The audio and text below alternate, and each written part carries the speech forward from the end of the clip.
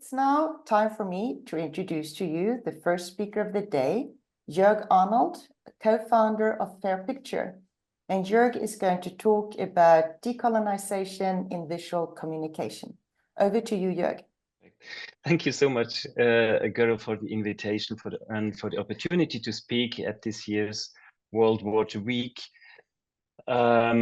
about the decolonization of visual communication. My name is Jörg Arnold, and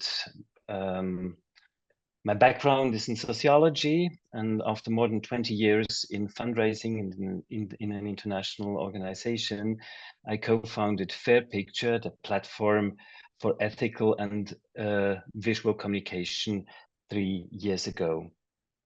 You allow me to quickly to explain what Fairpicture does and what drives us. Fairpicture is a platform for fair photo and video production and ethical communication, and supports non-profit and for-profit companies in collecting and telling powerful stories in their projects while being fair to the people depicted, creatives and donors or buyers. Fairpicture provides quick and easy access to a global network of more than 200 local photographers and videographers in more than 90 countries. And we structure and simplify the remote production process through a co-creative platform where our clients can work directly with local talent on their content projects.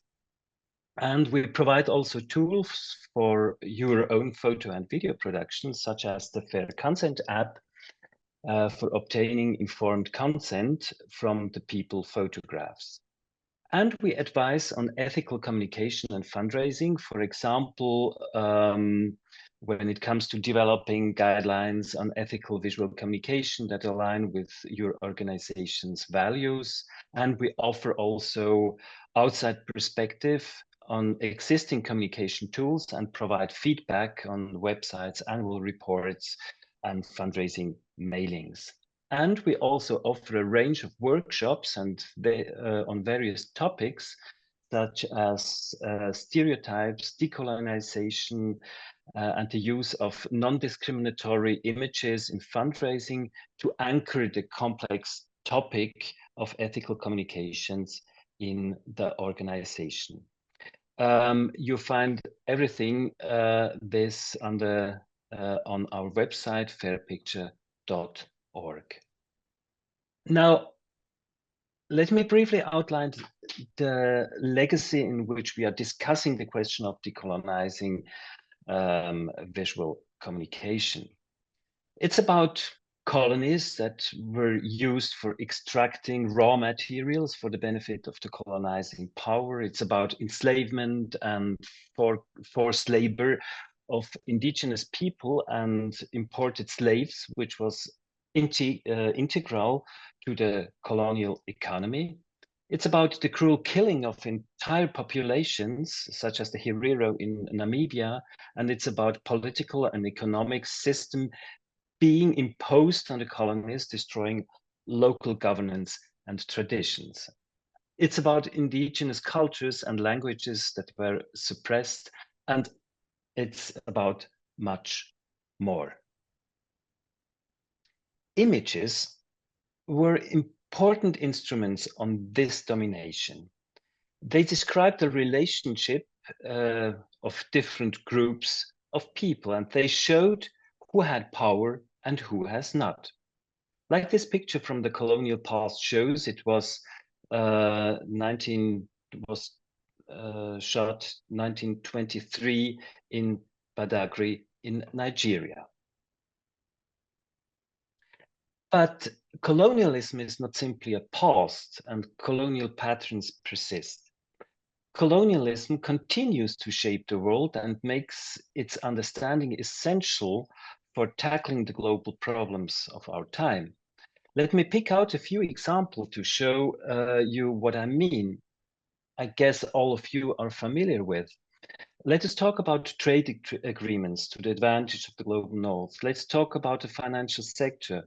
In 22 official development assistance from OECD countries to developing nations amounted to approximately $200 billion. And on the other hand, we see the profit repatriation from developing to developed countries estimated at around 500 billion annually. Let's talk about the brain drain and the loss of well-educated and skilled labor migrating to the global north to replace missing resources there. Why do I say that? Pictures like the one from Badagry have profound effects on this colonial present. It's difficult to get these pictures out of our minds, which represent a world of neediness, dependence, and ignorance. And without being aware of colonization and colonial past, without intention, we may replicate colonial imagery as it is visible from comparing the two images you see. The image on the right-hand side, it's an image published by an organization in Germany couple of months ago. What does decolonization mean for visual communication? The answer to this question is on one side very trivial. Pictures inform us about the circumstances of the world in which we live, and even though even picture is an artifact, that's to say something manufactured, in most cases we assume that picture depict the reality of this world, unless we recognize a manipulation as such. We believe what we see with our own eyes. And if images show us, for example, that there is a difference in the relation between North and South, for example, between educated, uneducated, power, powerlessness, between wealth and poverty, then we believe it. We believe this image. And the more often we see such images, the more the reality solidifies. In other words, pictures form reality and create distinctions between different social groups on a smaller or larger scale, mostly negative distinctions when it comes to images about the global South. At some point, these kind of images here represent still the idea of poor Africa. While a lot of people on the African continent are dramatically poor, the images circulating suggests that the whole African continent is defined by poverty only. They essentialize in some way and let us forget that 65% of the population in sub-Saharan Africa live above the poverty line. This picture, by the way, is not a picture of the past, but a LinkedIn post published by a Swiss newspaper last year.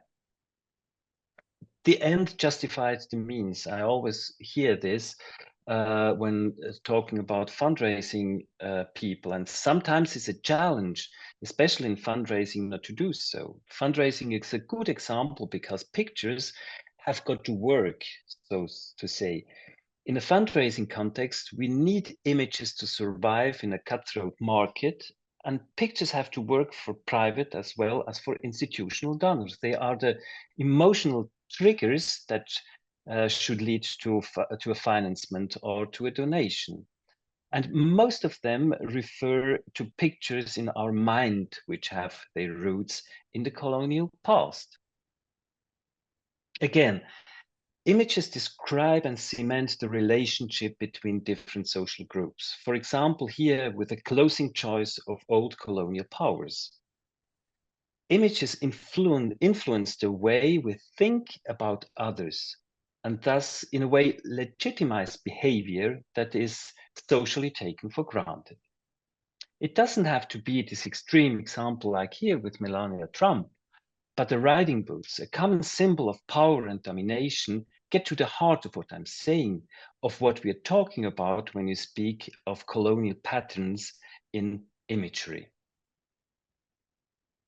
We come across of a variety of images and contexts that express these patterns in one or in the other way. when we take a closer look at the websites, publications of a lot of non-profit or for-profit organizations. Now, colonialism worked with a certain visual language that still has traces in the present. It was historically and politically determined, and today still serves to perpetuate power relations.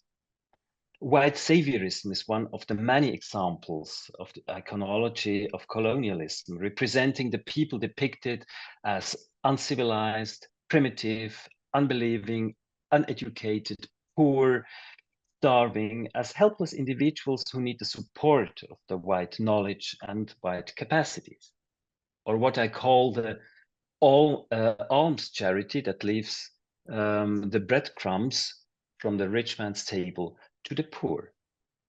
Many images we still use when talking about the Global South fit into familiar patterns of this colonial representation. They speak of people from the Global South as exotic, traditional, backward, poor but happy, and they speak of people from the Global North as progressive, modern, rational, giving, generous, etc. And therefore they contribute directly to inequality in society by legitimizing it. When we talk about decolonizing visual communication, we have to deal with stereotypes. Our world is complex and difficult to understand. The use of stereotypes can help to reduce this complexity. Stereotypes are therefore quite functional. To function socially, they have to express a common understanding. So as an example, if I ask you to name a continent with poverty, the majority of you will answer me for this reason, Africa. Stereotypes are collectively shared attributions that help us structure and simplify our world. They form groups of people and define their place in social space. We expect certain characteristics and behaviors of people belonging to those groups, often on the basis of their gender, race, age, educational background, and when it comes to colonialism, on the basis of the status they had in history as labor forces, servants, slaves, exotic creatures. With the images we use, we can reinforce stereotypes or we can challenge them. As the two images you see here show in a way, we can break with the colonial stereotype of illiteracy and show a chilling student with a book. Or we can break with conventional role models and show a young, proud tailor in training. The photographs here are entitled Voices of Youth and are part of a series of images of young people in Niamey in Niger. Now, when we talk about decolonization, we talk about justice and changing representation. Decolonization is about changing the way we think and undoing historically grown injustices. Visual communication plays a significant role in shaping our understanding of the world. However, historically, it has often been dominated by a Eurocentric perspective and narratives, marginalizing or erasing the experience, cultures, and contributions of non-Western and indigenous communities. Visual decolonization aims to challenge these dominant narratives. It provides a more accurate and comprehensive representation of different cultures and identities. Visual communication can be a tool for empowerment and self-determination. By decolonizing visual communication, communities have been historically oppressed or silenced can reclaim their own narratives. It allows them to define their own stories, aesthetics, and identities, fostering a sense of pride, belonging, and agency. And the decolonization of visual communication challenges the Eurocentric version of history and bring to light the contributions, resistance, and resilience of communities. In this way, the photography or video work contributes to create a more equal idea of the future. And visual communication aims to challenge and dismantle stereotypes by promoting nuanced and multi-faced representations that reflect the diversity and complexity of life. Decolonization of visual communication is closely linked to broader struggles for global equity and social justice. It recognizes that the colonial legacy continues to shape power dynamics, cultural hierarchies, and economic disparities. And by challenging the dominance of Western perspectives, it contributes enormously to a more equitable and just world. Overall, the decolonization of visual communication is important for promoting diversity, inclusion, empowerment, and social justice. It allows for the amplification of marginalized voices, the recognition of hidden histories, and the dismantling of oppressive narratives, ultimately contributing to a more equitable and inclusive society. We see very clearly here in this example the difference between an image that shows distress in a dignified way and an image that exposes vulnerability. It is a dehumanizing image of the African mother helplessly holding her suffering child, unable to help, relying on Western aid. And on the right-hand side, this maybe the same distress is shown with dignity.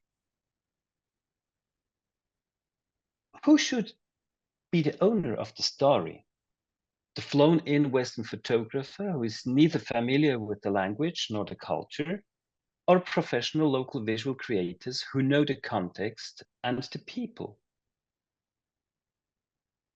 And which image do we want to show? The image of people who take their lives into their own hands just as actively as everybody does? Or do we want to show the picture of people who are helplessly trapped in their miserable situation? We have the choice. I would like to conclude with the life cycle of an image that we have developed at Fairpicture.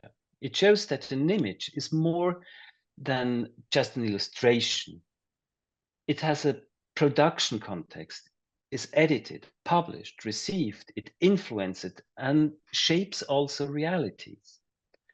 Fair decolonized images are images which are fair to everyone involved, whether in production, publication, or in viewing. And fair decolonized images are images that contribute to equal relationship between image makers, portrait subjects, clients, and the public.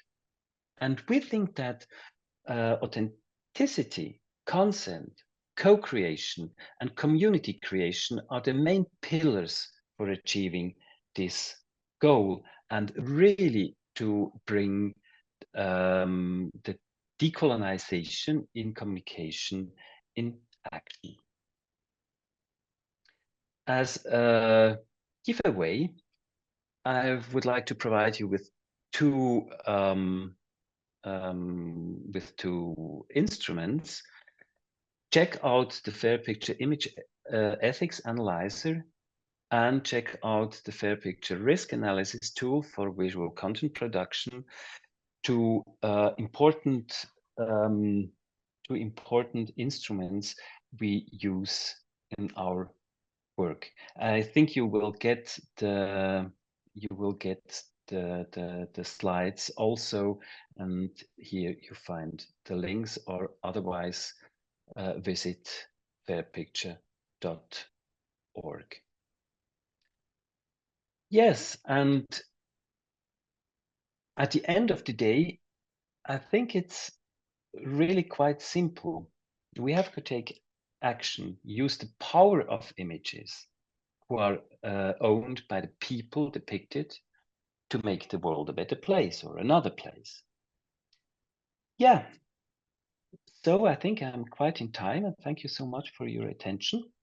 I think we have some Thank you so more much. minutes left for questions. Thank you so much. Thank you so much, Jörg. You are very much on time.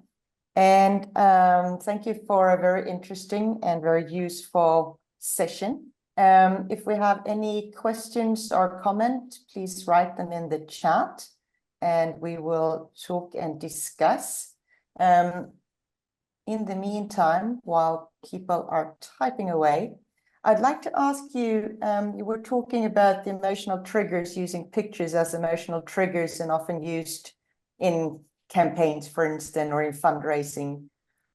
How do we move away from using pictures that way as just emotional triggers? And what would be your best tips in using pictures in another way? Yeah, I think first of all, it's a question of the willingness to do so. So really not to expose most vulnerable, mostly children, the most vulnerable ones, in a way which exposes them to the distress they represent. I think it's first of all, it's a decision we have got to make. And secondly, I think most of the audience we address with our pictures, they are value driven. And because they are value driven, they will also accept other imagery.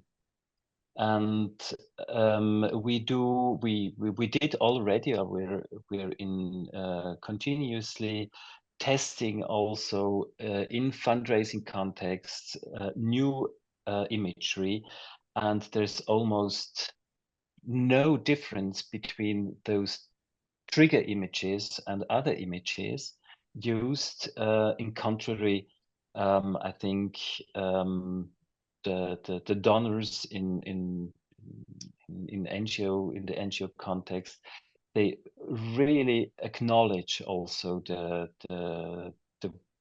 the willingness, if they recognize the willingness of the organization to communicate in a different way, because lots of the audience, they're upset of those pictures. And so I think we can show other pictures which are not less emotional and give more of the context of a situation. And I think that's something which is which really matters. Yeah.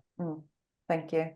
If any of the listeners or any of the participants here, either journalists or communicators working with pictures, if you have any examples of how your organization works with ethical photos, or if you've been discussing decolonizing of your photos and your illustrations, please feel free to chat away in the chat and discuss the question there. I'd also like to ask you, Jörg, if you have you seen, like, since you started Fairpicture, I mean, have you seen a lot of changes, or is this more of status quo, or do you think people are more aware today of it depends. Like, yeah, it depends very much on the market. So we see in UK, for example, and in the Nordics, a lot of consciousness about this topic, and also in Germany there's a lot, and there are other countries or other organizations in other countries which are less. But I think it's really a movement going on, and we can see change when we started with the first ideas of Fairpicture in 2019, and then it was really not moving too much. And I think that in the past 2-3 years, it was we could observe a huge movement also towards this topic of communication in the development sector. Before, it was just a part of doing good, and with not so much reflection on on the on the on what communication causes, but I think that's slowly it's changing. Yeah. Right, right. And I'd also like to ask you, Ahmad, considering that we get a lot of our information, visual and written information, through social media platforms, different internet tools. How do you think that play in? Is that beneficial? Do we get less stereotypes, or do we get more stereotypes? I think generally we get more stereotypes, but I think it's we have got to make the distinction between a so-called trusted information and the social media information we get. And I think we have organizations such as I name just names just as CARE, such as Plan or and so on. They have a huge reach out, and they have a lot of trust of the recipients. And I think it's enormously important what they are showing in their imagery, how they because they are forming with the trust they have from the audience, they form the image a lot. And yes, in the social media, I don't know. It's some kind of private channels, and I think there's I don't know whether the trust in those pictures is really is really high. And sure, you see lots of stereotypes there, but I think that's not very relevant. And what is more relevant is when it comes to the official use of KI of AI pictures, because there are lots of studies going on showing that AI pictures are really reproducing stereotypes because they build on stereotypes because they build on the imagery which on the imagery from the past. So Right.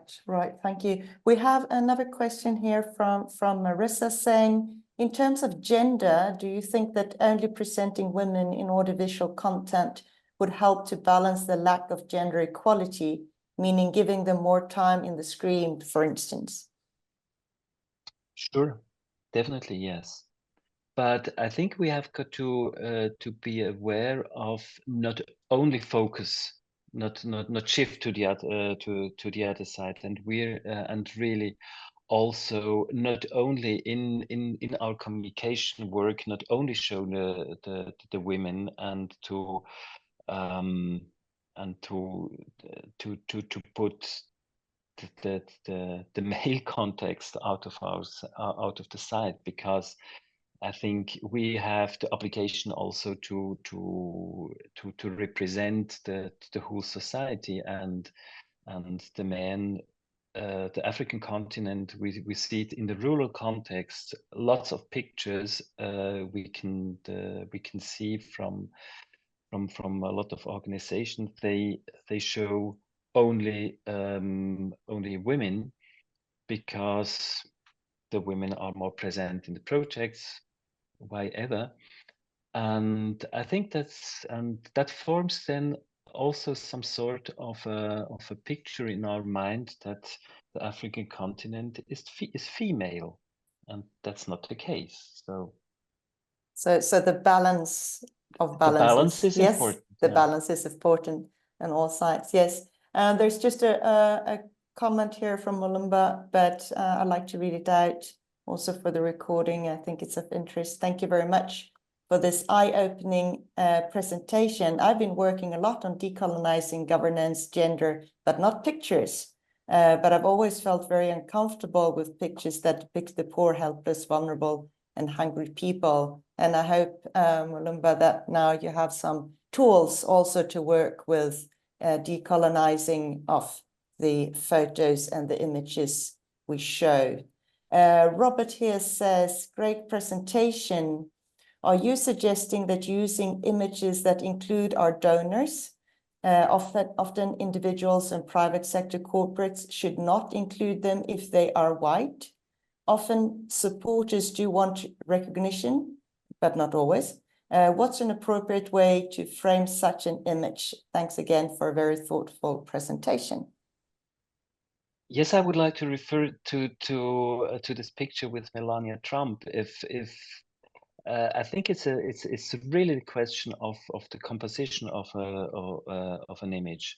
When an image shows really this disbalance of power, and if this gesture, this habitus of giving, and when it creates this distinction between a helpless taker and a powerful giver, then I think it's the wrong picture. And it's not only about the color of skin, but I think it's a question of really of the composition of those pictures. Thank you, Jörg. Very thoughtful presentation indeed. We are going to speak more pictures, but now moving pictures. And I would like to invite our next speaker on the workshop here, Tom Freyberg, founder and managing director of Atlantean Media. Tom, are you around? Amazing. Hopefully, you'll be able to hear the audio in the next couple of videos. So, Jörg, really interesting presentation. Just caught the end of it in terms of visual imagery, and some good an angle there on AI, which I'll come on to as well when it comes to AI and video generation and tools later on. But before I get going in terms of kind of who I am and really a whistle-stop tour as part of a journey in video storytelling, I just want to start by asking everyone the question, what would water say if it had a voice?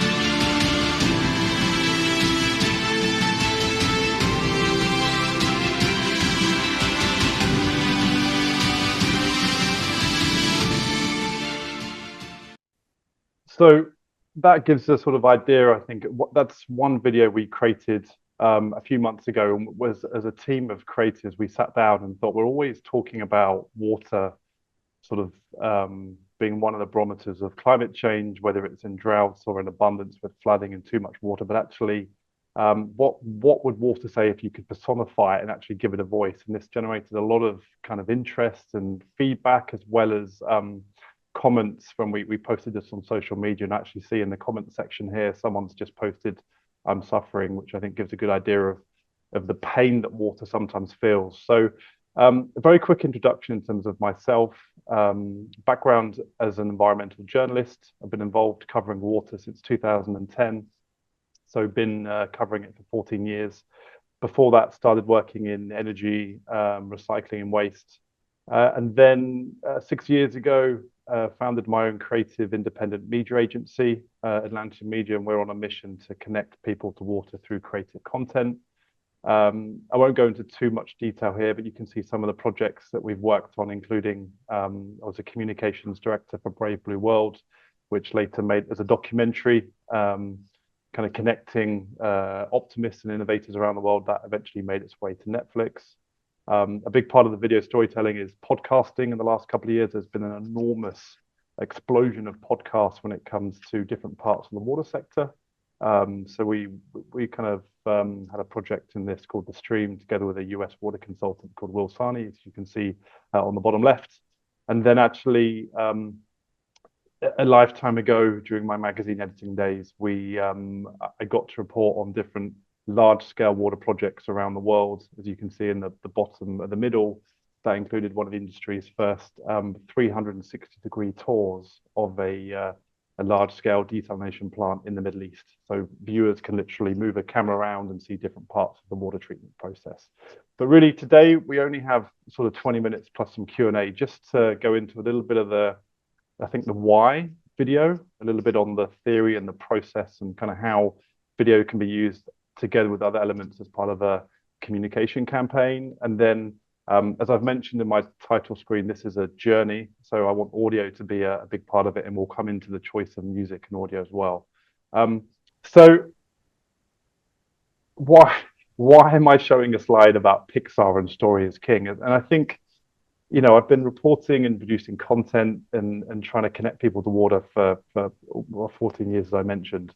And I think we often, when I go to different events around the world, we tend to look at best practices within water, or we tend to say, hey, we're in this silo, let's look to neighboring industries. So we tend to look at the energy industry and what renewables have done. And then we tend to look at best practices and other sort of like the decarbonisation of fuel and electrification of vehicles. But actually, I think even looking beyond industries, let's look to the best, the masters of storytelling. Maybe it's because I'm a inner child within that just loves to watch Pixar films. But I think there's no greater creative team in the world that can provoke, can inspire, can get people to have an emotional response to even pretty inanimate objects such as cars and toys as what the Pixar team do.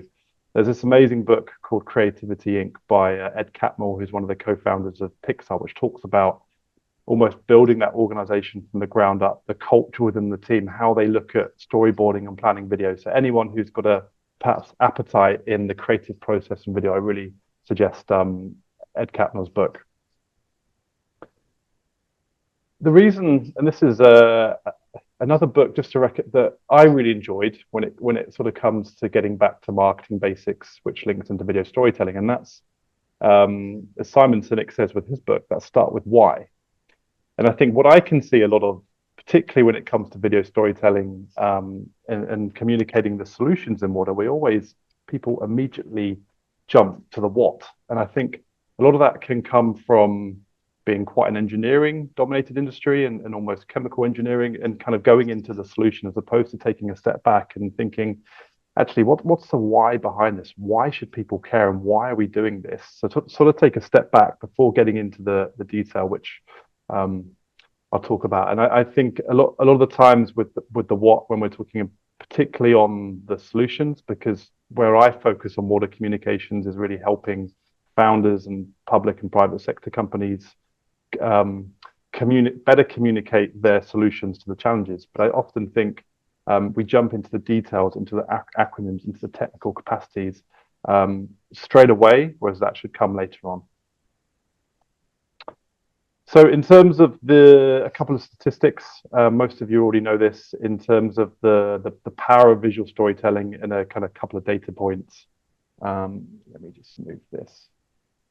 There we go. So just under 60% of senior executives agree that if both text and video are available, they prefer actually now to watch video. And I'm convinced that number has gone up given how popular social media-based video content has become.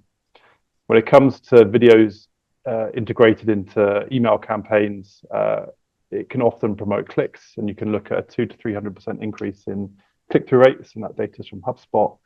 And something I'll come on to a little bit later on is as we're in this era where the tools to create video and have been completely democratized for the better, I mean, now you can create pretty good high quality video using a mobile phone. You know, never forget about quality when it comes to audio and all of these different components that really make up a video. And we'll come on to that a little bit later on as well.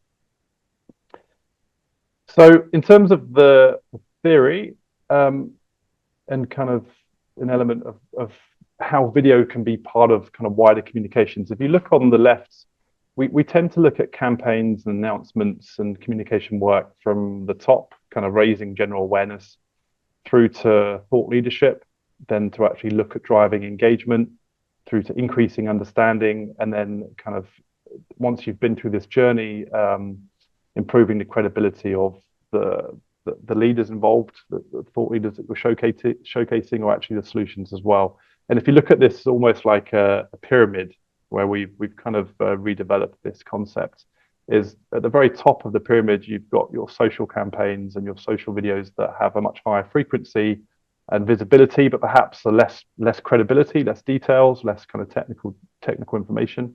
And then you come through to the middle section of that pyramid, where you've got your media distribution, your PR.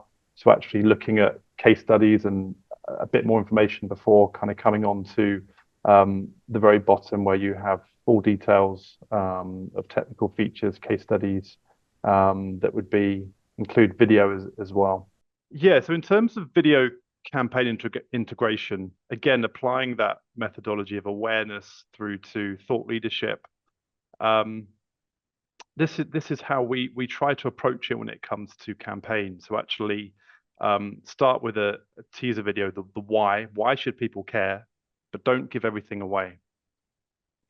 Then come on to the thought leadership. Actually, who is it within your project, your campaign, your research? Who are the thought leaders or the major stakeholders where you want to tell their story?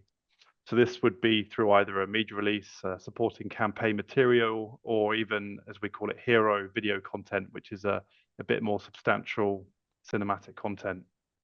You then got the call to action. So actually, what do you want to achieve as a result of that content? So do you want to direct people to find out more on the what and the details? And then you've got some kind of fundamentals at the bottom. Is it lead generation, brand visibility, and building? So brand visibility and brand building, or directing people towards a website or a project site or a research paper. And then the follow-up. Okay, you need to make sure you've set the KPIs and the targets, and then review the results against those initial objections. You know, and recalibrate if needed, and then repeat with a refocus if the messaging isn't quite landing. So I want to come on to something that's quite close to my heart, and I think often isn't done right. And probably many people are asking, why have you got a picture of Hans Zimmer, who is a famous music composer? I was very lucky enough a couple of months ago to see Hans in the O2. Many of you will know his body of work from films such as Gladiator through to Interstellar, Inception. Some of these scores have actually transcended the film. But music is never, and the type of music during a point in the film is never underestimated. And I've got a bit of not an exercise, but an example to show the difference within the music choice and how it can really make or break a video. So here's an example of a video that we actually produced as part of a conference in Amsterdam, as part of Aquatech, where it's all around showcasing innovation, bringing together startups, entrepreneurs, investors. And we have the first example with a music choice, which let me play this.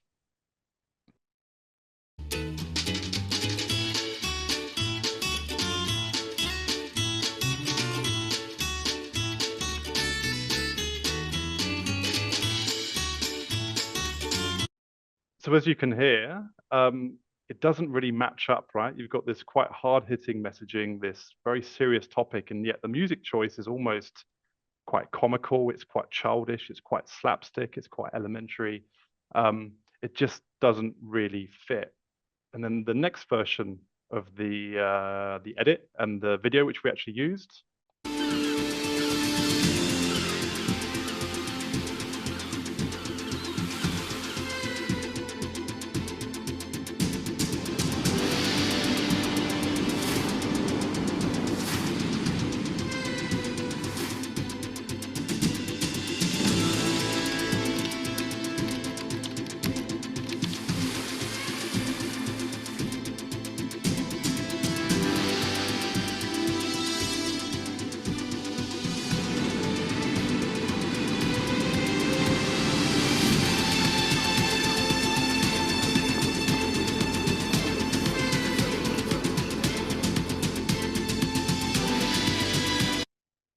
So as you can hear from that second video and the choice of music, it's completely changes how you view, how you feel about that video.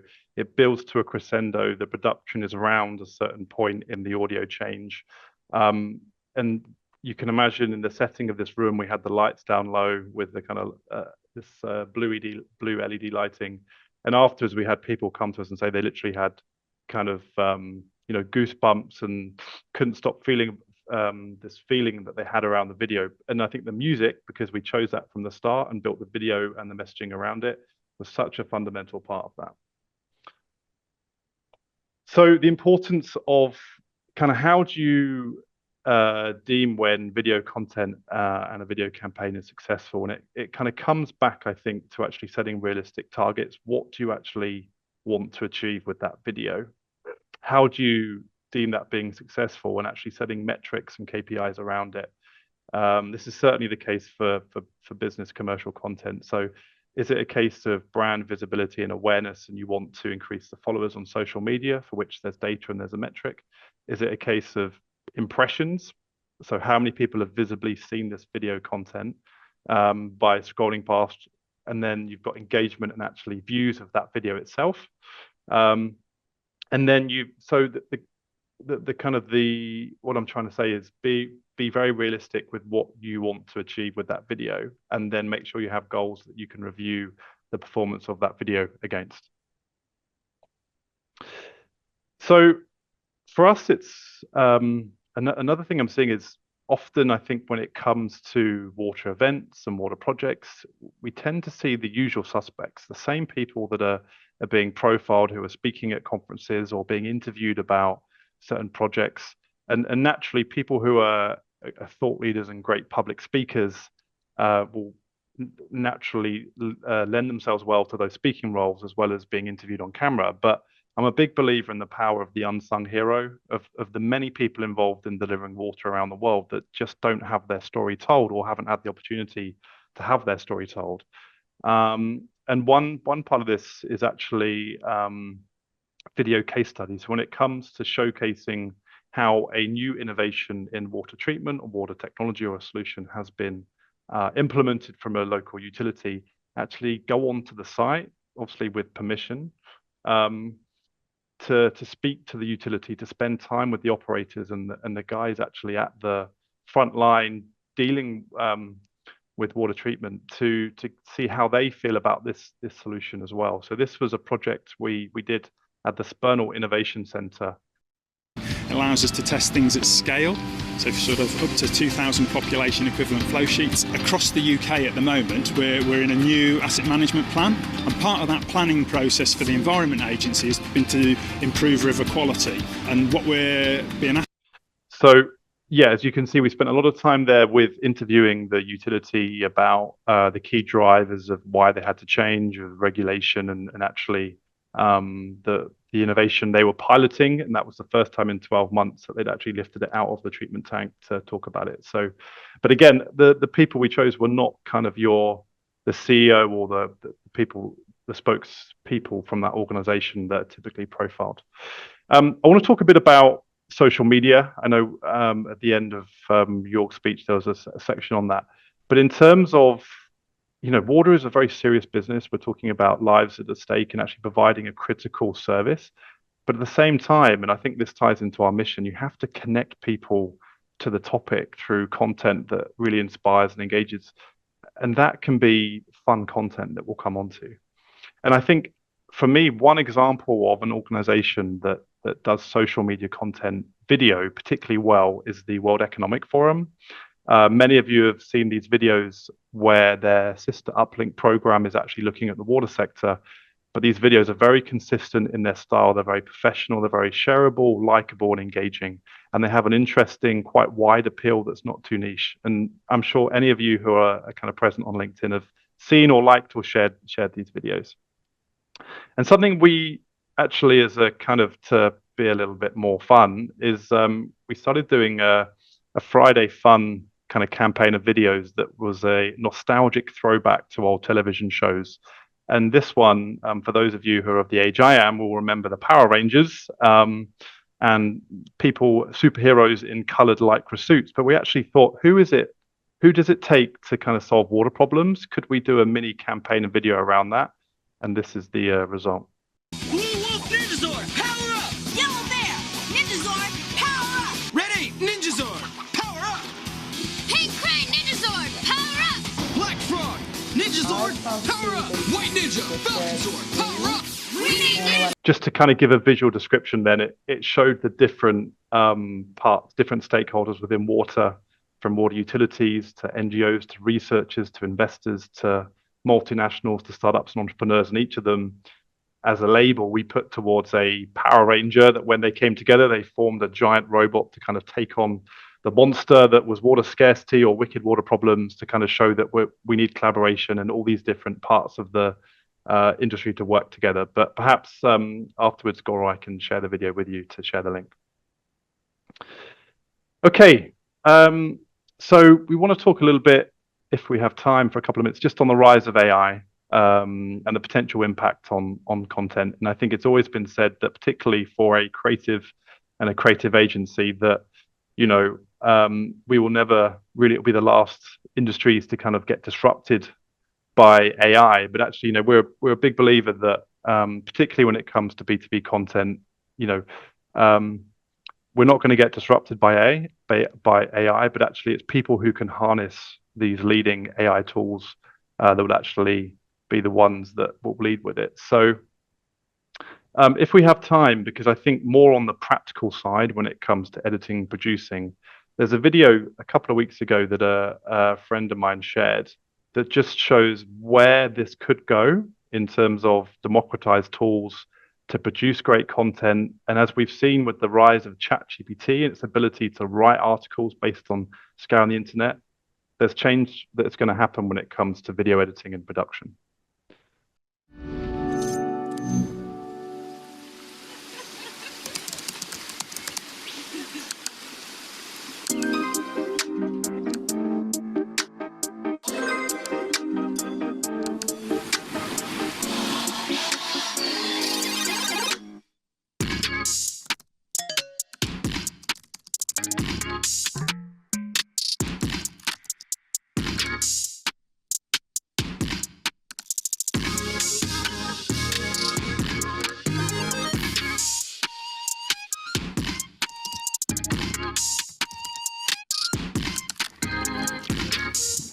When I get to the crag, I'm putting on my shoes. When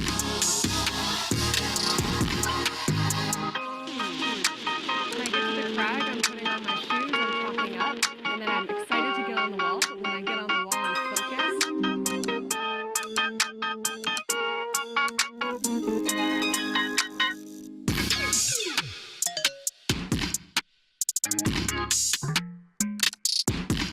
Okay, I'll stop the video there. But I think that hopefully everyone could see that. It just gives a bit of a mind-blowing snapshot of where video production is going when you think there's so much to it in terms of storyboarding, planning, scripting, editing. That whole process, I believe, is going to be slightly disrupted with what this AI is capable of doing. So I'm happy to share that video as well. And you know, running a creative agency, we're keeping an eye on those tools that become available and just making sure that we use them appropriately as well. So yeah, that kind of comes to the end of my section, Görrel. I didn't know if there's any questions or feedback. Yes, we do. Okay. We have a question here from Simon. It's actually a twofold question. Okay. So how do you measure if the message in video or photo has landed/passed? And how do you translate from views or engagements of, and how do you translate views or engagements of posts? Okay. So in terms of measuring the message, it's good to kind of test it before, particularly when we're doing any strategic messaging around a campaign. We try to, as part of the process, is to bring in the stakeholders that are involved and those potential customers through a network, and we'll try to kind of run the messaging by people as opposed to just coming up with the simplified messaging and putting it onto video and just hope that it lands.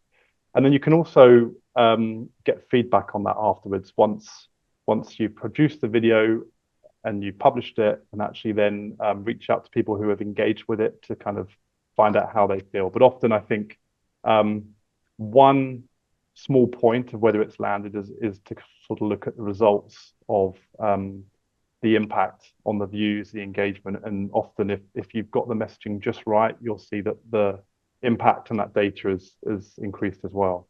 Sorry, the second question was around translating the views. Translating the views or engagement of post. Yes, so so views is one thing, which is great. Depending on where those views are, it's hard to get actually detailed data on that demographic and who they are. I mean, is it a relevant view is my question. But I think hopefully as part of that process roadmap I showed, views is one metric of success, but ideally you want to figure out the call to action once so at the end of the video, for example, are you directing them towards a certain part of your website where they can find out more information, and then you can actually look at the data from that particular URL section of your website to see how many people come across. There's more kind of granular digital tools you can look at in terms of users' journey once they come to the website and how far they get into the website itself. But I think it's a case of thinking through what's the ideal route for people once they've seen that video. Is there information on the social media account where you posted from, in which case can they follow that account for more information? Can they go to a YouTube account to subscribe and receive similar information? But you want to do it in a way that's not kind of hitting people over the head with directing them and asking them for things, right? You need the content to be enjoyed without kind of people feeling like they're being pushed all over the place. So there's a kind of fine art in getting in that call to action without kind of being too overt at the start of that content. Right, thank you. Emma says, basically, love the idea of making it fun. I think it's a great demonstration as to the collaboration that's needed. Is that available anywhere? So I'm thinking that, Emma, you are referring to the videos that Tom showed. Will you send me some of those links, Tom, and I can share with the participants? Absolutely, yeah. Happy to share. And, I'm a big believer in almost open sourcing things. So if there's examples of videos that you see and like that we've certainly created from Atlantean Media's point of view that you would like to share or use, happy for that to be a resource. So yeah, Görrel, we can follow up with you on some of those links. Super. And then I will send out those links to everyone. Emma also says, how can we get around the security issues with using AI? It has so much potential, however, there are security concerns. Yes, cybersecurity, such a big issue. I guess there's concerns around, for example, access to data. For example, if water utilities are very, very strict when it comes to using AI tools and obviously safeguarding their stakeholders and payment details and address details. I think in this context where I look at it, there's not so much security in terms of cybersecurity risks. It's more a perceived risk of if AI is going to pull video content, and I think Jörg, you touched upon this. For example, I've seen a recent demonstration where somebody put in a prompt to generate stock footage of a California coastline, and suddenly the AI built within seconds this beautiful aerial drone cinematic shot of a Californian coastline. For me, the question is, what is the source of those videos? And if it belongs to videographers that have spent time, money, and resources in producing that content, and they're not fully credited, that's where I think we're going to come into a lot of issues and challenges. So I just want to make sure, as whenever we use stock footage, we actually, have a license, we pay a subscription through a fully vetted third-party site to make sure that everything is fully credited. But there's a danger with AI, I think, where it's going to pull from sources that we don't know and it doesn't give the credit. So it's something to be mindful of. Thank you. There are a few more questions, and I will basically just copy them, put them into you in writing, and if you can just answer them very shortly in writing, I will then make sure that everyone gets it so that all questions will be answered. They're quite, well, there are a few questions, but I'll send that to you. Before we introduce our next speaker, I would like to thank you, Tom, very, very much for coming on to Water and Communications workshop. I would also like to remind everyone that we actually do, or not we, Marissa has created a LinkedIn group for everyone in the program so that we can keep on discussing and debating and exchanging contacts, information, inspiration with one another. And Marissa has said she will post the LinkedIn address in the chat. So feel free to sign up to that group. And it is 3 o'clock or 3:05 in Europe. What time is it in New Zealand? Yeah, it's 1:05 in the morning, so a bit of an early start for me today.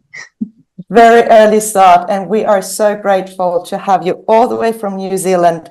A very warm welcome to Te Huia Taylor, Director of Paakaurua Consultants. Did I say that correctly? Paakaurua? And you are going to share with us your experience from New Zealand and how to bridge borders between Indigenous communities and the wider society. So I leave the floor to you. Thank you. Yeah, awesome. Thank you. And yeah, I want to add to the comments on Tom's presentation. It's always going to be hard to follow a content creator, but really hope that we can dive into different ways of thinking, and that's really what I want to kind of touch on today's presentation. I'll just quickly share my screen. Okay, so on today's presentation, I initially thought it might be helpful to come up with examples of ways that I have been the bridging employee, I guess, between Indigenous communities and Auckland Council, which is one of our main cities here in New Zealand, or our governments. But I think instead of doing that, I thought it might be better to pick up on a few things that I've seen that helps to bridge the connection between Indigenous communities and I guess organisations that are wanting to engage with Indigenous communities. So today's session is hopefully going to challenge the way that you think. The idea is to provide insight into Te Ao Māori, which is a Māori way of being or Māori way of thinking and doing, and see how that worldview or that perception is different to a Western, or for us, we call it that perspective Pākehā, which is our word for non-Māori, I guess. And so just really want you to invite you to come into this presentation open-minded and yeah, willing to take on a new perspective. But before doing that, just want to quickly introduce who I am. Ko Te Huia Taylor tōku ingoa, he uri tēnei no Ngāti Te Ata Waiohura no Te Wairiki hoki. So my name is Te Huia Taylor, and I come from the tribes of Ngāti Te Ata, which is one of the tribes here in Auckland, and Te Wairiki, which is one of the tribes in the far north of New Zealand. And I am a product of what we call the Kura Kaupapa movement, or which is a schooling system that is completely immersed in our culture and in our language. And so I started school at 5, and all the way up until high school, all of my teaching and learnings were done in Te Reo Māori, which is our language, but was also done where I am from. And so all the learnings and teachings while I was at school was all the normal things that you would learn at a normal school, like maths and science and all the rest of it, but also really specific narratives and place-based science, I guess, to where I am from and where my people have always been. And so that gives you a bit of a background into who I am today. But from there, like I said, I went to high school. I went to a normal high school, and continued on to a Bachelor of Commerce and then a Master's in Te Reo Māori Excellence. And like Görrel said, I am the director of Paakaurua Consultants Limited, which essentially focuses on trying to embed mātauranga Māori or our worldview into environment projects, whether that's in the water space, the climate change space, biodiversity, environment, or into language revitalization projects. And so it is a bit of a wide range, but hopefully by the end of this presentation, you'll see how all of those things in my mind are really interconnected. And so, like Tom mentioned, AI is kind of a really prominent thing. And so the definition that I pulled for Te Ao Māori is actually from ChatGPT. And I thought it was a really good introduction into what Te Ao Māori means. But I'll just read off the screen here. Te Ao Māori is a concept in the Māori culture, of the Māori culture and worldview that can be translated to the Māori world or the Māori way of life. It encompasses the holistic understanding and perception of reality as seen through Māori traditions, values, customs, language, spirituality, and knowledge systems. Te Ao Māori recognises the interconnectedness and interdependence of all things in the universe, including humans, land, animals, and spiritual realms. And I think on this slide, I just wanted to make a point about how language and how culture completely shapes a person's worldview and how they go about, or even what they think success looks like or what they hope to achieve in their life. And I think, as we know, we're in the middle of a biodiversity crisis. I think we're also in a crisis of diversity of thought, and I think a contributing factor to that is that we're actually losing a language, I think this is correct, every 14 days. And so you can only imagine that you're not only losing the form of communication, but you're losing the way in which they see the world.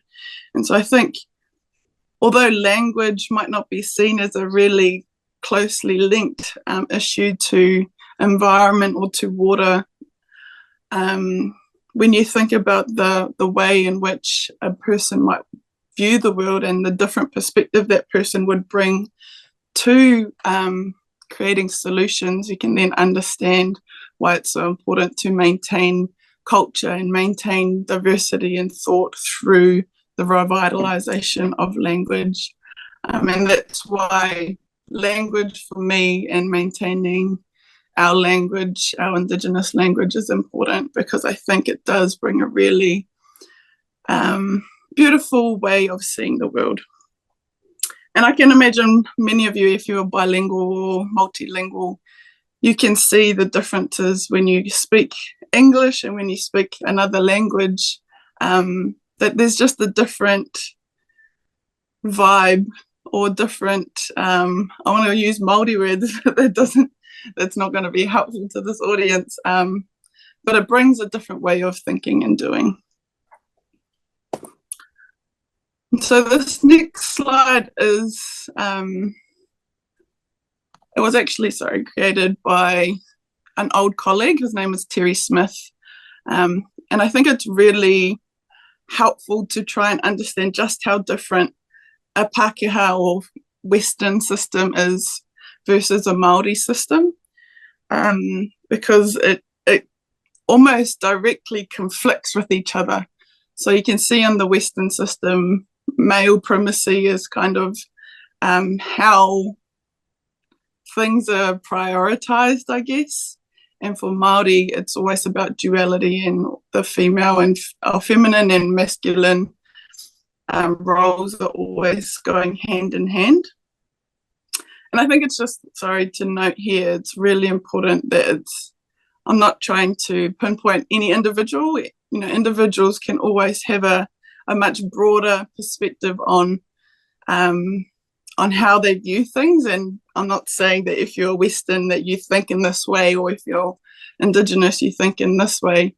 It's more just highlighting the systems that we're currently operating under align mostly to the Western systems on the left-hand side of the screen, and then Indigenous, or for me, Māori, are highlighted on the right-hand side of the screen. So the next bullet point down is time, which I'm going to go into a little bit deeper. But for the Western system, time is a linear construct and is often only looked at in a single generation. and is monochronic. And for Māori, it's time is relational and multi-generational, and the term there is polychronic. The next bullet point down is always seeking progress and always seeking constant growth. But for us, if you're always seeking growth, there's going to be an imbalance. And so for us, it's more important to ensure that we achieve balance, whether that's in a natural environment or with each other or with your family or whoever it is or whatever it is. Balance is more important than constant growth. Again, the next bullet point down, independence is really prioritized in the world that we live in. Making sure individual success or just the success of your nuclear family is kind of what we focus on. But for Māori, interdependence is almost vital. And we have a lot of sayings that support that.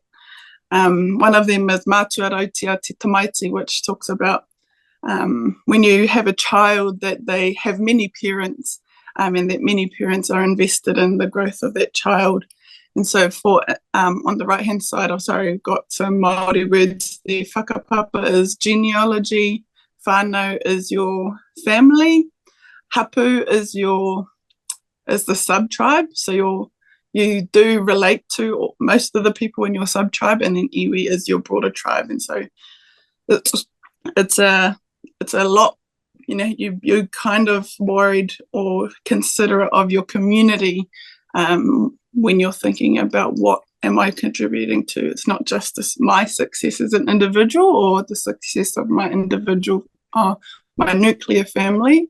It's a much broader community that I'm thinking about when I undergo work or participate in different things. The next one down is talking about relationships. One side, you've got competitive and individual focused relationships and always wanting to be better than or wanting to, always focusing on how we can progress better than the next person, I guess.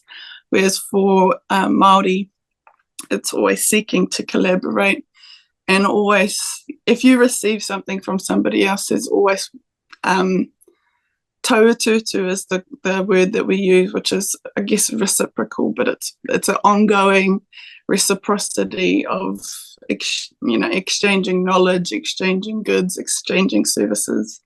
And then the next one down is ownership. I own versus connection, I belong. Next one down again, exclusivity, this is mine. Inclusivity, this is ours. Next one down, separate. This is something that I come across a lot, especially in big organizations. There's always lots of silos, and we always silo things to make sense of. And that's, to me, kind of give our producers a lot more challenges than anything else sometimes, especially in the environment space, when we try to separate water systems from natural water, from climate change and biodiversity. A lot of the times they sit within different departments of an organization, but really they should be working together to achieve better outcomes. And that's how Māori view the world, is a lot more holistic. What is the holistic picture here, and how are we, once we understand the holistic picture, then we can then come down to the specifics. And so that's another fundamentally different way of thinking and doing and seeing the world. Next one down is, on one side we've got logical and apolitical decision making, and then the other side is emotive, intuitive and relational decision making. And then the last one here, which are all just examples, I'm sure there are many more, is objective, is one single truth. There's only one truth that exists, whereas for Māori systems, we believe that multiple truths can exist at the same time, depending on the context or or the way that you view the situation, I guess. So I just want to go into a couple of those key differences and invite you to think about things in a different way, because a lot of the time when Māori communities here in New Zealand are engaged, they're often asked to shift everything about the system that they come from to meet the person in the Western system that the person is working for. And so instead of just asking Indigenous communities, or in this case Māori, to shift completely the way that they think, I want to invite you and others when I give this presentation to shift towards them as well, and so that it's a meeting, or building of bridges, I guess. And so this next concept that I wanted to dive into is time. A lot of the time we get put this I guess stereotype that Māori time is you're always late, and this is due to us not focusing on being punctual. That's not the most important thing in terms of our view of time. It's relational. And so if I am in a meeting with somebody and I feel like it's really integral to the relationship and maintaining a good relationship with this person, I'm not going to cut them off and stop them from sharing what they're sharing just so I can get to the next meeting. It's more important to me that I maintain this conversation and give this conversation and this person my time and my full attention. And that's often why sometimes Māori, or even I've seen Indigenous, be labelled as always late, but actually it's just that we prioritise different things.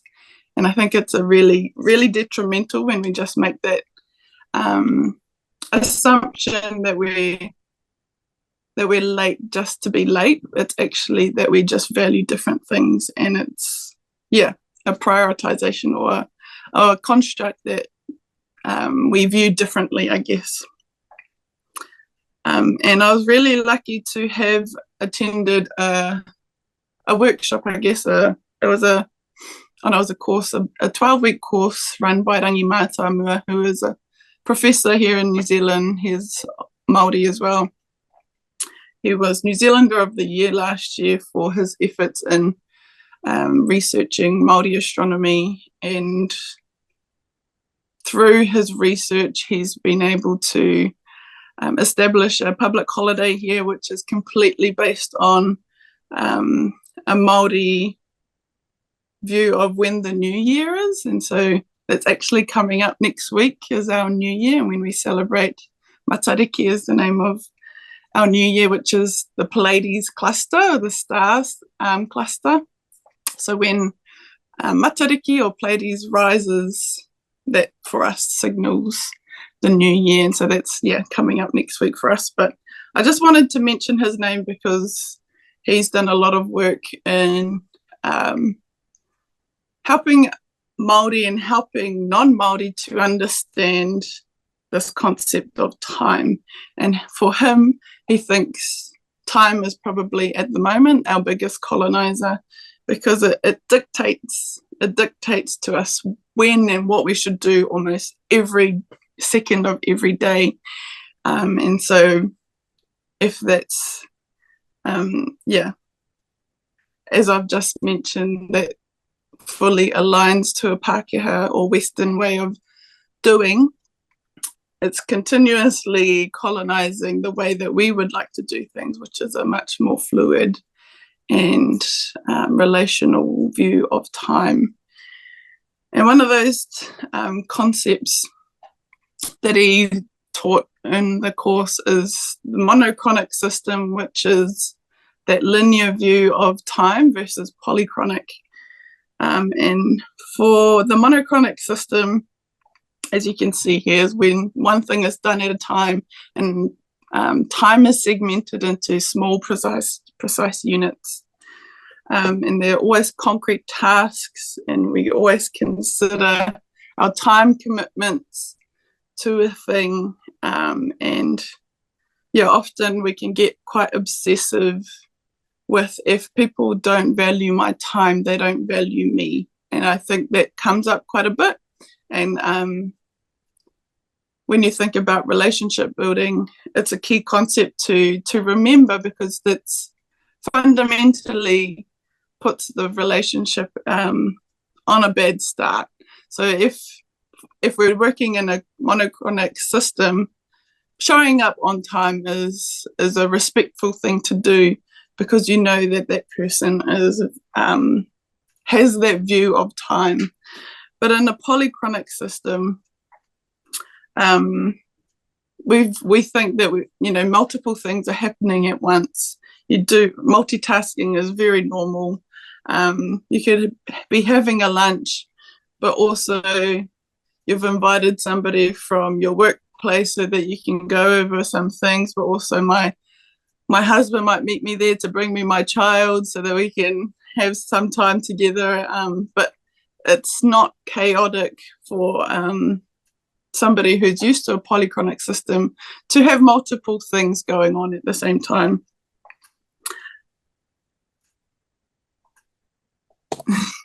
How are we going for time?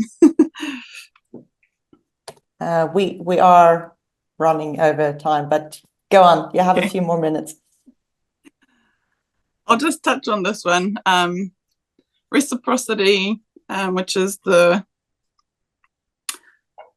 back to a reciprocal relationship versus a competitive relationship, and that concept of taututu, which essentially is reciprocity. And I've just got this whakatauki, or this saying within Te Ao Māori, and I'll translate it after I say it, which is: ki te haere te tangata, kāre he kai kei ona ringa, kāre he kōrero ki tōna ngākau, ko te mutunga he whānako, ko te utinga he whakamā. And for us it means, if a person arrives with no food to share or no knowledge to offer, ultimately you are a thief and should be embarrassed. And I think it's a really, again, when you're building relationships, is a really key concept for Māori communities, but I would say Indigenous communities, to always go with the intention of sharing something or connecting through food or through knowledge, and ensuring that we're not just showing up and thinking about, here's the agenda that I want to achieve. How are you going to help me do these things on my agenda? It's always a reciprocal exchange, regardless of when or who we're meeting. I've got a couple more slides, but I can end there if we want to open the floor up to questions. Thank you. I have a comment here also from Emma, writing about water. And there's something so beautiful to be somewhere where your people have always been. And I often think a challenge we have here in Ireland is relating people back to their water sources and how important it is to care for them. And is there something that you would like to maybe comment or continue that? Yeah, I really enjoyed when Tom started his presentation with what would water say, because often Māori communities, we do personify water, and we actually do look at our environment as our gods, and just our gods are pretty much personifications of our environments. And so being from a place and always knowing that your grandparents and their grandparents and their grandparents, since for at least 1,000 years, have been connected to the same body of water. And specifically for me, if I were to get up a map and show you exactly where I was, you'll see that our landmass is completely surrounded by water. We've got the Manukau Harbour, which comes in And then we're on the peninsula, so we're on the west coast. We've also got the west coast, and then we've got the biggest river in New Zealand. The port of that river on our left, and so for me, water is essential to who I am as a person, but also essential to who my tribe is and who my people have been for the last at least 1,000 years. And so, and I'm not sure if you caught some of those comments in the chat when Tom said, what would water say? But I caught 3 of them at least, and then it was suffering, I'm running out, and respect me. Yeah. There's another saying within Te Ao Māori, and it goes, e kore tātou e mohio ki te waipuna, o ki te waitohu nui o te wai kia mimiti rawa te puna, which means we won't fully understand the value of water until it completely runs dry. And it's a warning, it's a real challenge to us to not let it get that bad before we really understand how vital water is, not just to us as human beings, but to our entire world. And so, I could go on about water forever, so we might stop it there. Absolutely. We have a question in the comment here from Valentina. I loved your presentation, Te Huia Taylor. Language is extremely critical and key to allow for diverse and broader perspectives on culture and concepts in general, especially including that of Indigenous communities. This is a concept that I feel is very underappreciated, and I'm so happy to have this perspective in this workshop. In regards to water, how can we ensure to include the Indigenous voice when discussing water? Are there books, networks? What can we connect to? I think it's really hard for me to comment when I don't know where you come from and who the Indigenous people are in your communities. But we're really lucky here to have really strong legislative commitments that our councils and government have to abide by. Some of those things are being challenged at the moment with our current government, but we won't go there. So because there is already a commitment legislatively, there's a lot more appetite here in New Zealand, I guess, to meaningfully connect and engage with Indigenous. And not just to connect, but we understand how including Indigenous perspectives will elevate, especially environmental projects. So basically, we can learn from the way you've been doing in New Zealand quite a lot. Yeah, I think it was actually a concept that might feel more familiar is place-based solutions, which essentially to me is quite Indigenous in the way that it's been developed. And I think people that develop those concepts acknowledge that Indigenous peoples is where they kind of started that thought, a pool of thought. So place-based solutions, I think, is a really good start and insight into how Indigenous would approach projects. But I guess, would just invite you to do some research into who the Indigenous people are in your community and reach out to them and invite them and use some of the concepts that I shared today to build that relationship and start from a place of understanding before trying to extract, I guess. and understanding and meeting the Indigenous community instead of, as you said, asking them to change or adjust. Yeah, exactly. Great. There is one more message, and then we're thank you. Valentina is from the United States. Oh, awesome. Yes. Yeah, so I don't know the Indigenous landscape there, but I know there are a lot of different tribes, or I guess within America, and so I would just encourage you to research who is the peoples within your territory, I guess.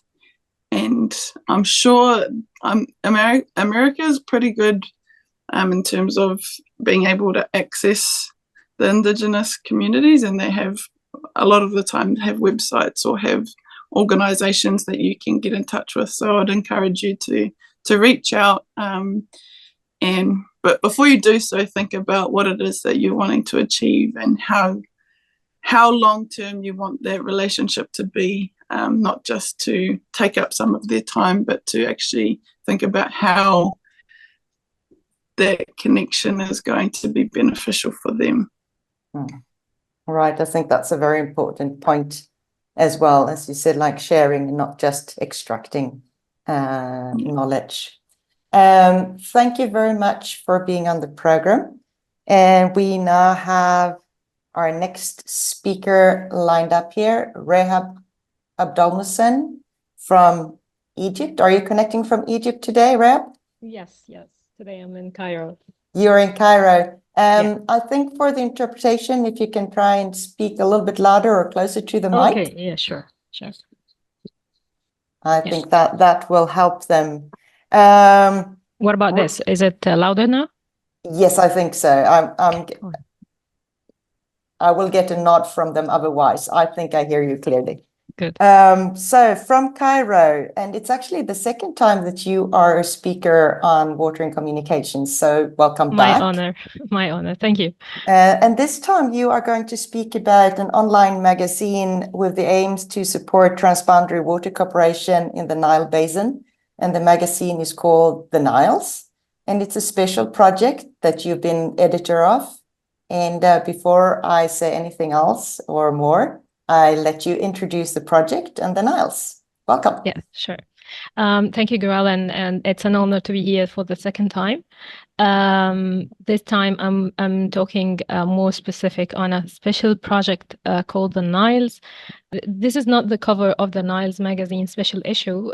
This is a photo that I'm using just to illustrate how the Niles magazine looked like. The Nile magazine, we are launching a new issue focusing on women. I'm sorry, because there's a message in my screen. Women transforming the Nile Basin. I will give you some background on the Niles magazine in general, and then I will be talking about this special issue that we are working on at the moment. The Niles project support transboundary water cooperation between the Nile Basin since 2011. So the project as a whole, produced by Media Incorporation and Transition, MICT. If you are aware of the MICT is working with a lot of countries under in a conflict area. In collaboration with different international institutions such as NBI, the Nile Basin Initiative, Stockholm International Water Institute, SIWI, is supporting this issue, and with the support of GIZ. We, as a magazine, we see our role not only to produce content. We see ourselves as a media trainers too.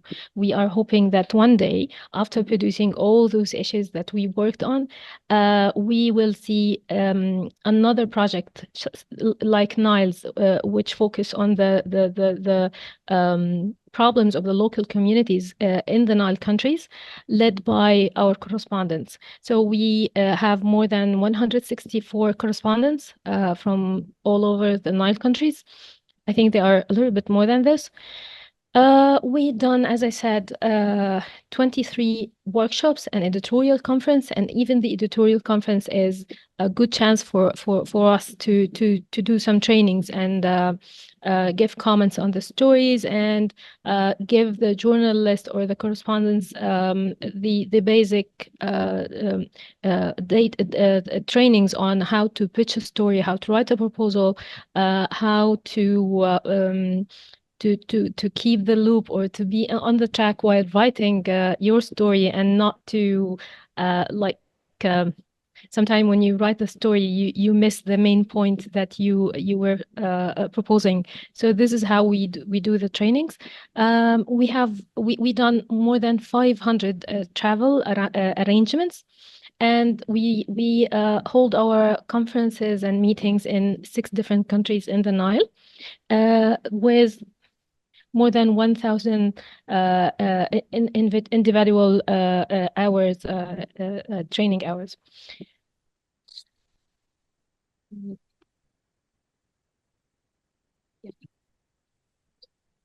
So the entire number of articles and radio production and we done till this moment is exceeding 3,540 articles, and we done more than 140 videos. Sorry, this screen is I think I should, yeah, now it's good. We also published 18 printed issue, and the coming issue will be the 19th. Since between 2011 and 2016, I think this is something important to clarify. We were working in Khartoum in Sudan after the separation of South Sudan. So all those issues were focusing on Sudan, basically, Sudan and South Sudan. Since 2017, we included more countries. We included the 11 countries, the 11 Nile countries in our coverage, so that we changed our scope. So this is why in the beginning of our project, we were printing our issues in Khartoum and Juba, and then we moved to Kampala. The focuses of our stories, you can see from how we shifted our coverage to. Between 2011 and 2016, our coverage were very much related to the separation and the war in Sudan. This is why you can see issues related to small arms and light weapons, immigration and displacement, nation building, land rights, and so on. But since 2017, we shifted our coverage to more topics related to the 11 countries, as I said. And I would love to show you one of the issues here. We have an issue about the dams, which is a very sensitive topic in our region, but yet we managed to cover it, and I think we done it wisely. So this is one of the issues that we published, the Niles. I will briefly show you how we covered this issue. And I'm so proud of this specific issue, because myself I was curious to know how it is going to appear like. This is the commentary, the opening story, and this one is written by one of the researchers at NBI. This is a story I wrote, how to report dams without having seen one. This is another informative report done by MICT team. And I will stop talking and let you have a quick look.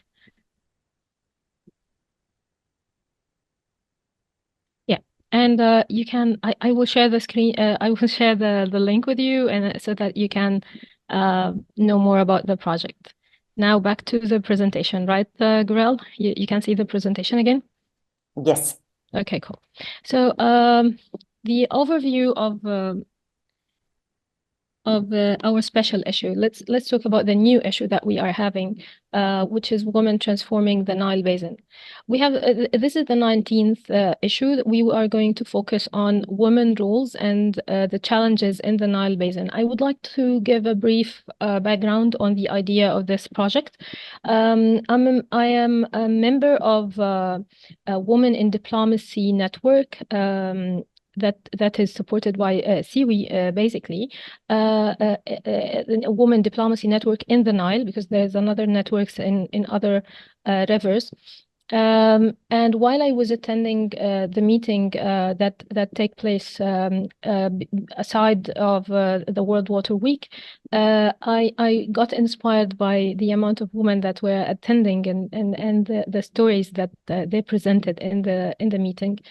And I sent this proposal with the help of Dominic from MICT, and together we made several meetings till we got the approval from CIWI to do this special issue on the woman.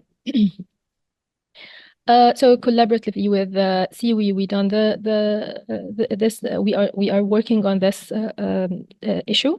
Highlighting the issue aiming at highlighting the necessity of gender fairness and women's empowerment as per the Sustainable Development Goals, SDGs. We covered women in the Nile Basin. Why is it important to cover? What is special about women that we find it important to specialize the whole issue to women? Women consist of almost half the population of the Nile Basin countries, a little bit more than half. Despite this number, women often lacking fair representation in the social and political, economical, and cultural affairs.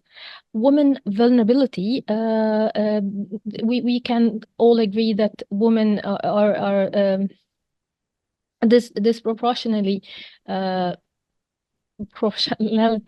anyway, affected by water scarcity and climate change more than any other group. Our potential is to empower more women, and we achieve a significant improvement in economic development and let them achieve an economic development and social equality and environmental sustainability. We are also aiming at solving the issue of underrepresentation, and this is very important thing that we can see. And I personally can spot many of my articles where I never included women, and this is something that I took as a note, and I regret it a little bit that I was not putting enough effort to find a speaker that represents women, or especially that the field of engineering and all the Nile and water related topics are dominated by men. So women, as you can see, have been marginalized in the decision-making process despite their crucial contributions. What we done till this moment, we launched a call for proposal for the special issue, and we disseminated in all social media platforms as much as possible. Then we received some stories. I will give you briefly some examples of the titles that we received, not the content yet, and this is not the final titles, but just to give you an idea what kind of stories did we receive. Women empowering themselves through eco-friendly stoves initiative, a sustainable solution to climate change in Accra, I think. Free Southern is Free Southern. It's an institution in Egypt, Southern Egypt, and they are supporting a woman right. Another story from Uganda. Women in Uganda are contracting vaginal infection due to the continued discharge of industrial waste in the River Nile. Another story, empowering women in fish trade in South Sudan. This story is not as simple as it sounds. It holds a lot of discrimination and issues related to women in the fish trade. The last one is very close to my heart, and I think it will be a beautiful photo gallery related. The title is where women talk to crocodile, talking about because you were talking about the local communities and the native people and how they are coexisting with nature, basically. Okay, coming to how we work and the process, our editorial process. because this is a communication training, and I think I added this slide. I think it is important to know how we managed to do the step-by-step process of our editorial system. The phase one, we made a 3 days editorial meeting.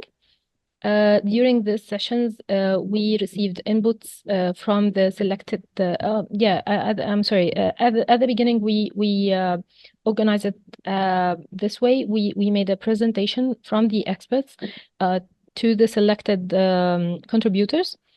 And then we listened during the online meeting. We listened to the contributors, each of them presenting their work, and then we gave a feedback. We added to the ideas to fine-tune the whole issue together, and to make sure that there is no duplication and there is no idea that is like far from the main slogan of the story, the issue. Phase B, we start the create. We are in the phase B at the moment. We received some stories from the contributors. We are still waiting for more to come. We work with them closely by providing also a feedback, checking the data, editing the content, eliminating any and make the story ready for the designers to work on and to be represented in the issue. We form it as a PDF draft, and then we send it to the designers. Before this, we also send it to Seaweed for the approval, and this is the last phase where we, after getting all the approval, we print the issue and distribute it. And it's still not sure where to distribute it, but either World Water Week or the Nile or the both events. We're gonna distribute the magazine. And all articles are going to be published in English and Arabic online and shared in our social media channels. Thank you, and waiting for your questions if you have any more questions or something. Thank you, Rehab. I think it's such an interesting project. And we have a first question here from Juan. Hi, Rehab. What would be a key best practice we can learn in taking your experience to other latitudes and rivers around the world? From my experience, covering the is critical, especially in the Nile, and especially at the moment when there's a big conflict over the dam that Ethiopia is building. But from my experience, I can see myself as a model of someone who got informed, and the more I got informed, the better my coverage become. So I start covering the Nile River and specifically the Ethiopian dam since 2011, since the announcement of the dam. And I can see how my perspective changed thanks to the more information I receive, the more reading I do, the more debates I attend, and how I developed a critical thinking through the time and through the more training I got and I received, and the talks I attended, the one-to-one talks. And I also would like to stress on the importance of making relations with your sources. Have a big network of sources related to the Nile. Talk to them. They are your asset as a journalist when it comes to understanding this complicated topic. Water is very complicated, and they are their sources of ideas. So making relations with the sources is also very important. Thank you. Thank you very much. I would also like to know, I mean, this very special issue that you are doing now, focusing on female and women around the Nile Basin. What are you hoping for? I mean, what impact are you hoping for? Yeah, I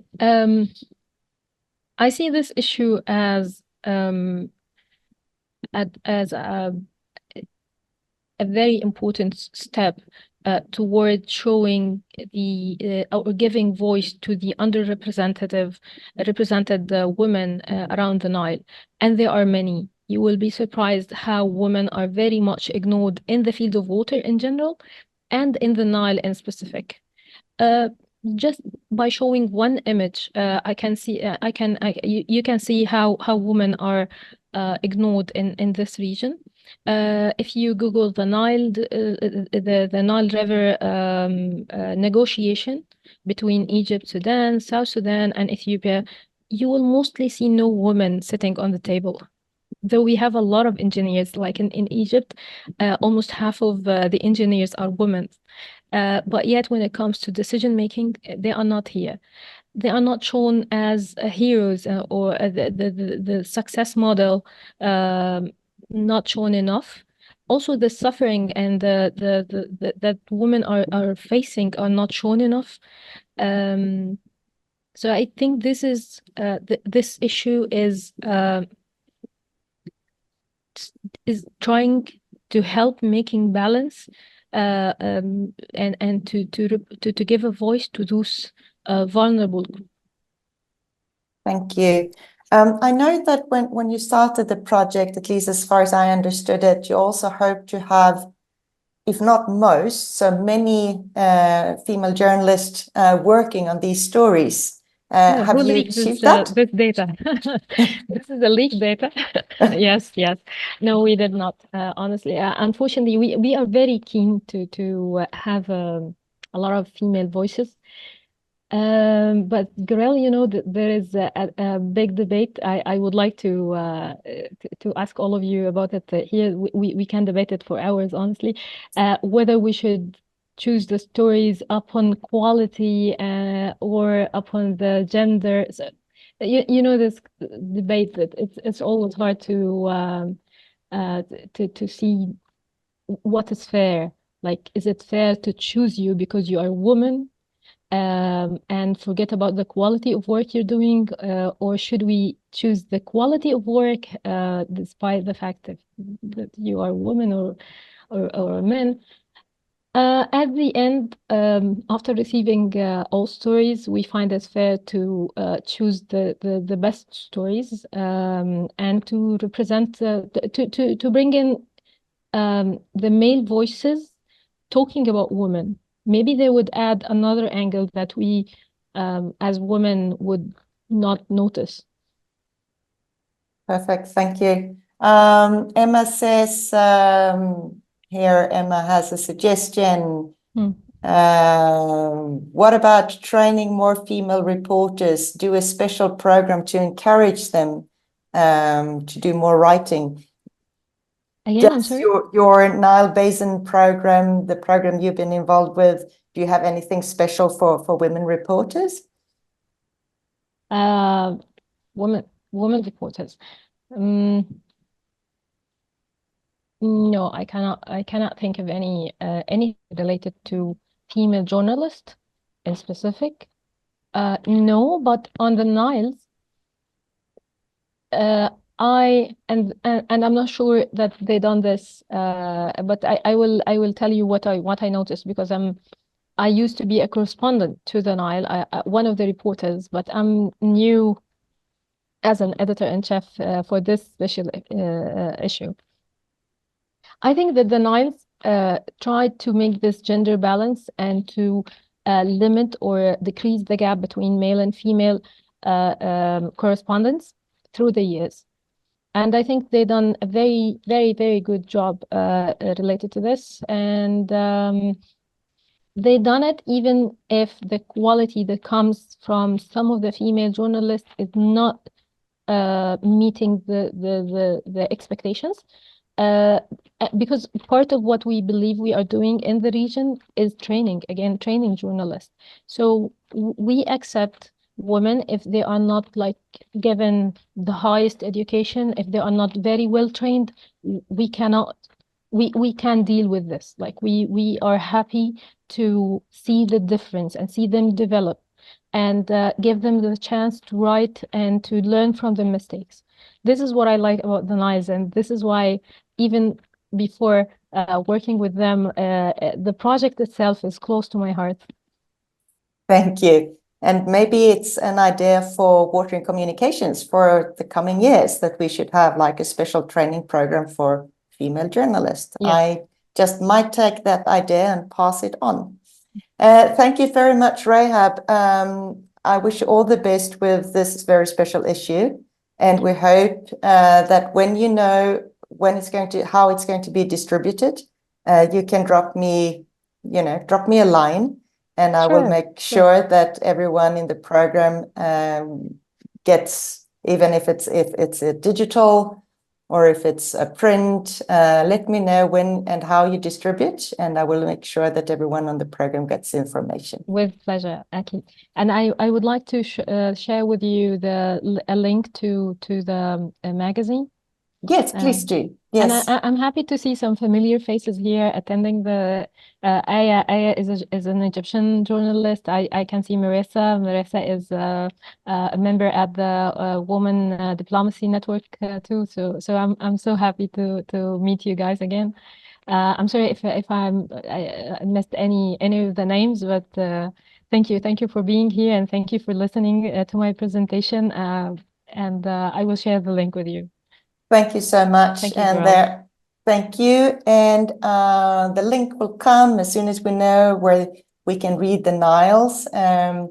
Please post the link in the chat, Rehab, and I will also distribute it with everyone who's not able to join us in our live broadcast today, so that you all get a chance to read it. We come to the end of today's program. I've enjoyed myself immensely. I hope you've done so too. Thanks to Grundfos Foundation again for making this happen.